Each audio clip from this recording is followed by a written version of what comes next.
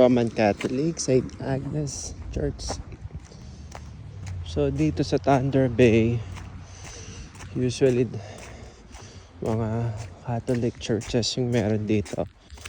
Pero sa mga bago dito, watch out lang sa pagpasok sa mga church kasi dalawa ang kanilang Catholic dito. Isang Anglicans and then isang Roman Catholic. So dalawa yan, kaya dapat tinitignan, pinag-aaralan nyo muna yung mga church na papasukan nyo before kayo mag-attend. So ngayon sa Thunder Bay, yun pa lang. May mga iilan na mga religious group dito, yung mga Pinoy na sa mga bahay nila is nag-conduct sila ng mga ano nila, mga gatherings nila based on their religious group. So sa ngayon ako isang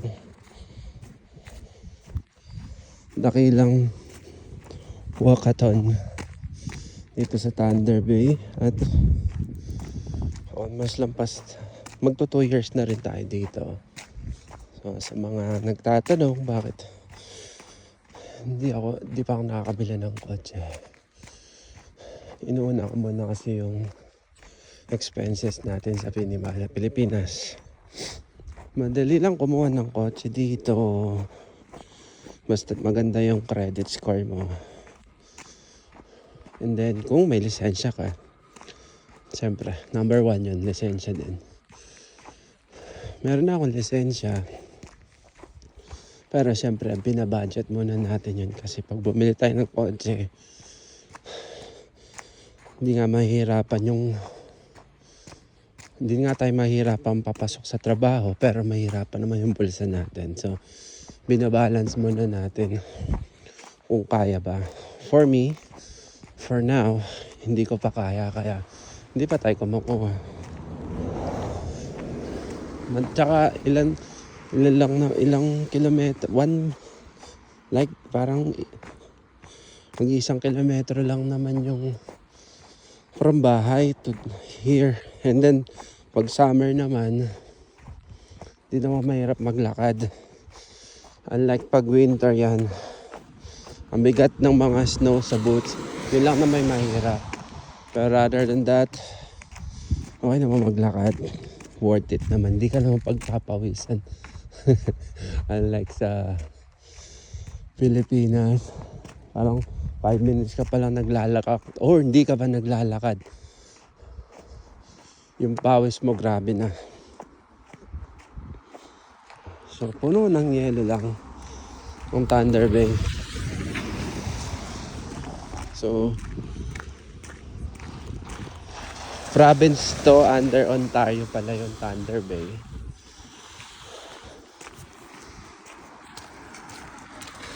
So lakad mode lang.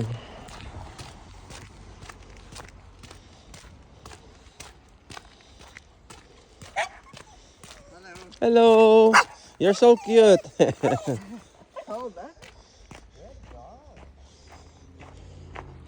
So hilig ng mga tao dito is ipasyal nila ang mga doggy nila sa labas. At ito lang naman ang makikita nyo buong winter, puti, na pag lumabas ka sa bahay sobrang nakakasilaw kasi yung reflection ng sun tumaptama sa white snow. So sobrang sakit. Kaya at walang marites dito, guys. Wala nakatambay sa kanto para makipagmaritesan. Kaya kung titignan mo, ang Canada, it ay palaging ghost town kung doon ka sa mga province. Dahil yung mga tao dito, lahat sila busy para magtrabaho sa kanya-kanya nilang buhay.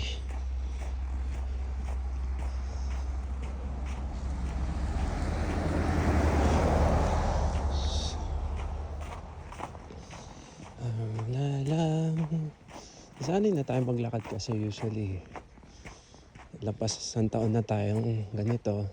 Dati, nung nandun ako sa kabilang branch, nagbabas tayo. Pero ngayon nilipat tayo dito sa malapit na branch. Dahil kailangan nila ng manager. Kaya nag-uuna ako kasi syempre mapapalapit ako, makakatipid ako, hindi na ako bibili ng bus card. At yung bus card na yun, pwede ko pang, yung gastos ko sa bus card, pwede ko pang ipadala sa Pilipinas. Kaya yun, nag-o tayo. Konting adjustment lang. 1 month adjustment kasi bago ka sa team nila. Bago. So, after that, boom, okay ka na ulit.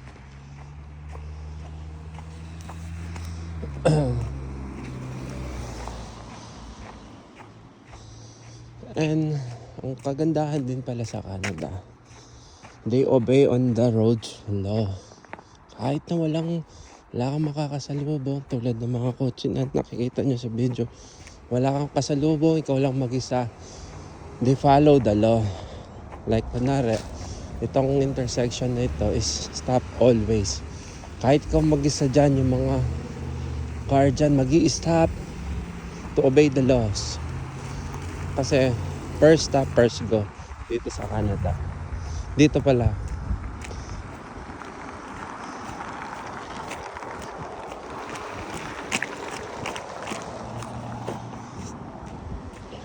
kung makikita nyo sa bawang Canada, kasi palapit na po ang spring. So tapos nakapag-survive na naman kami sa another winter season. At konting pahinga lang muna ng snow ng few weeks. Like spring muna. And then konting summer. Winter again. So kung makikita nyo, may makikita na kayong daan. Unlike dati, wala kang makikita ni daan dito. Puro puti. Ngayon, unti-unti nawawala na. Welcome to spring na tayo. So, konting lakad na lang. For me, lagi kong kinocompute yung lakad ko. Parang 20 minutes. 25. Pag may snow. And then, pag worse na, pag snowstorm, doon ako nagbabas. Sobrang hindi ko na kaya lakarin yun. Pero pag ganito na normal day lang, at kaya naman ng paglalakad, kinaabot ko lang doon ng 20 minutes.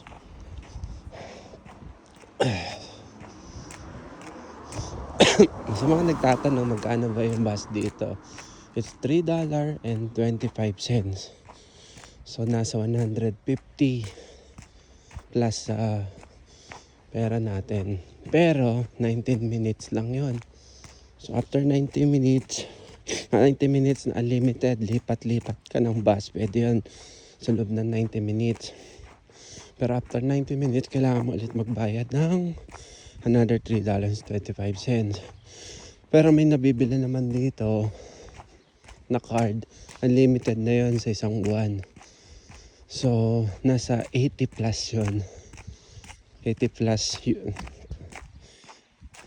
Canadian dollar. So, compute nyo na lang magkano yun. Baka nasa 3,000 sa isang buwan. So, instead, ako, practical tayo. Sayang din naman kasi yung 80 na yun for me na may anak at pamilya sa Pilipinas. So, instead of buying that bus card, walkatan tayo. Kasi yung 3,000 na marami na mapupuntahan sa Pilipinas. Practical thinking nga ba? Exercise na rin to kasi lalakad tayo. So yung mga kinakain nating mga party foods natutunaw kahit di tayo nagpapawis.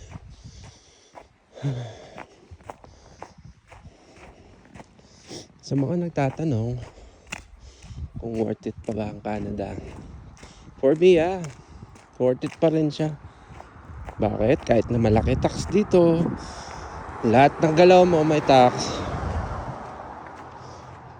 Pero for me, worth it pa rin siya kasi siyempre dito kasi for me, hindi naman dahil malaki ang sweldo. Kahit na malaki sweldo dito is may cost of living pa rin naman kami.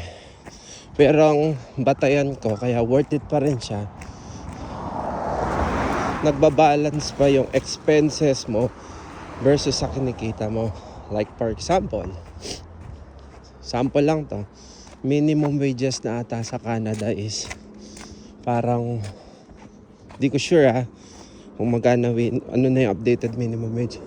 Sabihin natin 150 sa isang araw. 150 sa isang araw. Ang expenses po sa isang araw sa 150, pagkain, kung iba nagbabas, siguro mga sumatotal, kikita ka pa rin ng nasasabihin mong mga 16 expenses. Meron ka pang $90. So, compute mo yon, nasa ano pa rin ang expenses mo. Kikita, kung sa isang buwan ang kikitain mo, sabihin mo nun 2,500 Canadian dollar. Expenses mo nasa 1,500. May 1,000 ka pa rin na papadala sa Pilipinas. Sa Pilipinas, kano na ba yung minimum dyan? 500, 600. Sabi mo 600, so nasa 12,000 peso. O, pamasahe. Kung naggagas ka, mahal na talaga gasolina dyan. Pagkain sa isang araw, 500. Minsan yung 12,000 mo kulang pa. Yung minimin ko doon is, dito sa Canada, nagbabalance yung expenses versus kinikita. Sa Pilipinas, tumataas ang bilihin pero hindi tumataas ang sahod. Kaya hindi nagbabalance yung sa Pilipinas. For me lang yun lang naman yung masasabi ko. So yan, school pala to. Tingnan yung buong school na playground, puting puti. Playground, yun yung playground ng mga bata. Kung makikita nyo, yun yung school. Then playground. Playground na puro puti.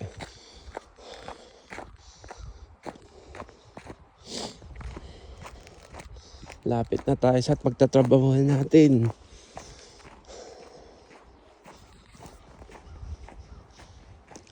Walang maritis, walang rakal.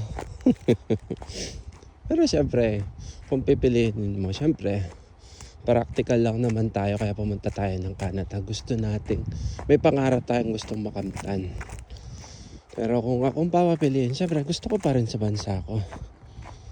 Pero syempre, dahil may pamilya na tayo, mas pipiliin pa rin natin na mga ibang bansa para sa kanila. And then pag na-achieve na natin pangarap natin para sa kanila, yun, pwede na tayong umuwi. Sabi ko lang na maganda ang Canada. Unlike sa mga naririnig sa ibang vlogger na ang hirap na ng Canada. Ang hirap. Talaga mahirap. Kasi kikipagtrabaho lang tayo dito. Wala yung pamilya natin. Sila, may Pasko doon. Sama-sama tayo mag-isa dito. At huwag kayong mag-expect. Dito, pantay-pantay. First day ko dito, gusto na umuwi. Sabi ko sa asawa ko, ang hirap. Pinagtatapon ako basura. Pinagtatalinis ako ng tinidoro may tae. Manager ako dito. Pero pinaglilinis ako ganun. Pero na-absorb at naging normal na rin sa akin yun. So, ayun na McDo. Nakikita ko na after 20 plus minutes na paglalakad. Ano pala tayo sa McDo? Isa part tayo ng management team. Kahit na management din kami dito, is unlike sa Pilipinas na more on documents tayo. Tapos may floor din kahit pa paano sa Pilipinas. Pero dito, kahit management position ka, you need to be a crew works, or you need to be a crew member. Kung anong trabaho ng crew, trabaho namin. Kaya, in short, ang mga manager dito, all in one. Pwede ka na maging crew, pwede ka na maging manager, pwede ka na maging owner dahil accountability mo yung position mo. Everything. By the way guys, salamat sa pakikinig sa aking vlog. Dito na tayo sa trabaho natin. Mag-iingat kayo lagi. More vlog to come. Bye, ingat. Thank you sa pakikinig.